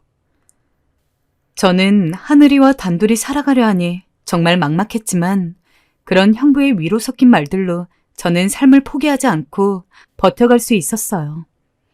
아이를 늙은 부모님께 맡기는 게 염치 없긴 했지만 그래도 그렇게 해서 다시 새로운 삶을 시작할 수 있었어요. 하지만 이상하게도 그 사이 형부가 연락이 잘 되지 않았어요. 바쁜 것 같기도 했는데 뭐랄까 느낌이 좋지 않았어요. 그래도 저는 절 위해 많은 걸 내어준 형부에게 보답하는 마음으로 형부의 말대로 더 열심히 살려고 노력했어요. 그러던 어느 날인가 너무도 끔찍한 사실을 알게 되었습니다. 형부가 폐암을 진단받은 거였어요. 제게 숨기려 했지만 제가 형부가 먹는 약봉투를 보고 부모님에게 물어 알아낸 사실이었습니다. 처제, 너무 걱정하지 마. 살 수 있어. 지금 치료 경과도 좋아. 언제부터 이랬는데요? 언제 암 진단을 받은 거냐고요? 너무 충격적인 마음에 버럭 소리를 질러버렸지만 형부는 제게 괜찮다며 치료 경과가 좋으니 곧 다 나을 거라고 저를 다독거렸습니다. 솔직히 그때 저는 정말 형부의 말처럼 형부가 항암 치료를 받고 지금처럼 버텨준다면 충분히 살 수 있다고 믿었습니다. 그런데 어느 날 형부가 제게 하늘이를 보고 싶다며 집으로 오더니 자신의 집 문서와 그간 모은 돈을 건네는 거예요. 형부, 이게 뭐예요? 나중에 알게 되었지만 형부는 이미 가진 항암 치료로 너무나 지친 상태였고 스스로 생을 포기하고 싶을 정도로 힘든 상태였답니다. 그래서 형부는 제 스스로 치료를 중단한 상태였고 그저 하루하루 언니 곁으로만 갈 날을 기다렸다네요. 제가 형부의 삶이 정말 어떠했는지 들은 건 형부의 장례를 치르고 난 다음 오열함에 쓰러진 제게 다가온 형부의 친구 덕분이었어요.